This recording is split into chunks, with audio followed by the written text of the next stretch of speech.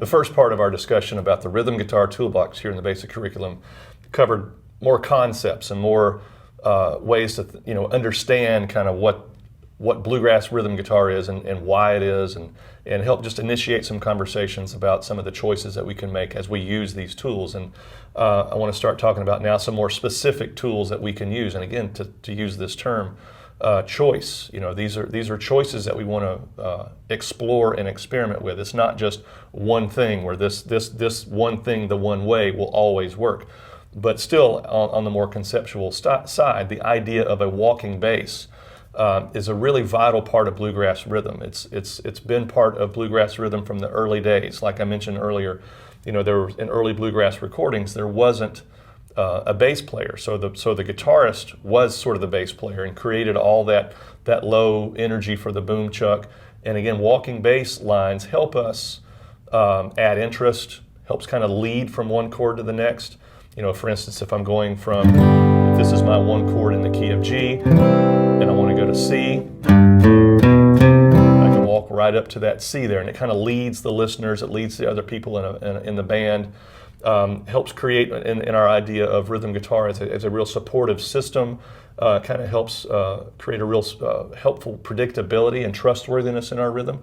So it's not just a fun little lick to play as far as a walking bass run. They serve a really deep musical purpose to help bring everything together and support everything.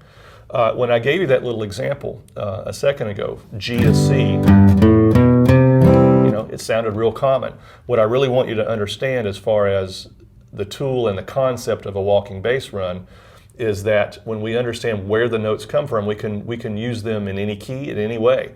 And the basic idea here is that, and this goes back to our understanding of the concept of key centers. When I'm in a key center, the key of G, the major scale of that key center is my primary informant of all the chords, all the melody notes, and now these walking bass runs. And so if I'm walking from 1 now to 4, then I'm going to use 2 and 3 to get from 1 to 4, right? Again, as an idea or a concept, kind of simplistic.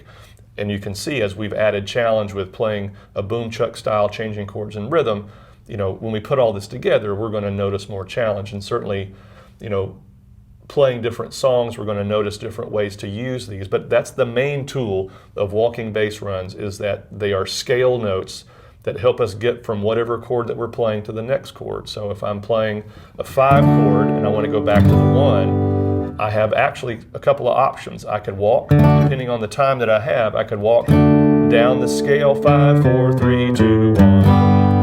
Or if I'm playing this D to G, I could use those lower notes, 6, 7, 1, which to dip into a little bit of validation for why we play scales from the lowest available note to the highest available note. If I just assume that a G scale starts here, then I'm not recognizing that E and F sharp is still part of a G scale. So that's a way to recognize that when I'm using this walking bass run, those notes are really valuable. All right, so what I want to do now is give you a demonstration here in the key of G of, again, a 1, 4, 5, 1 chord pattern, 2 bars of each, and I'll walk to each chord. 1, 2, ready, play.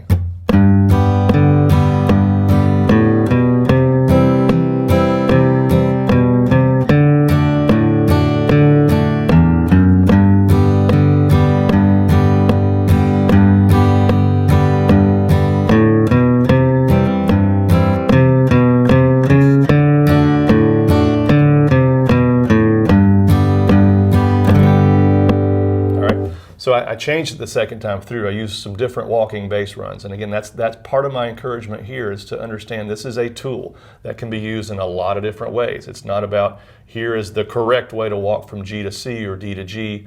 We can play in any number of keys. We can play different lengths of those chords. We can play different kinds of walks. We can go up, we can go down. Another thing that I used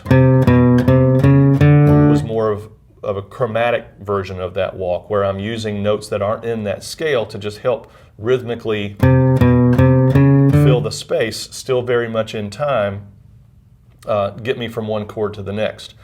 And again, as we say, this is just an opportunity to introduce this tool into the toolbox. And as you play more songs, play all the songs on the site, play other songs. And these are things, again, if you're a singer, to challenge yourself to recognize this even as you're singing can be yet another layer of challenge. So we really want to offer a lot of variety to this basic concept in this tool. And you're going to get a lot of chance to do that. So stay in touch, and I'll look forward to some playing here.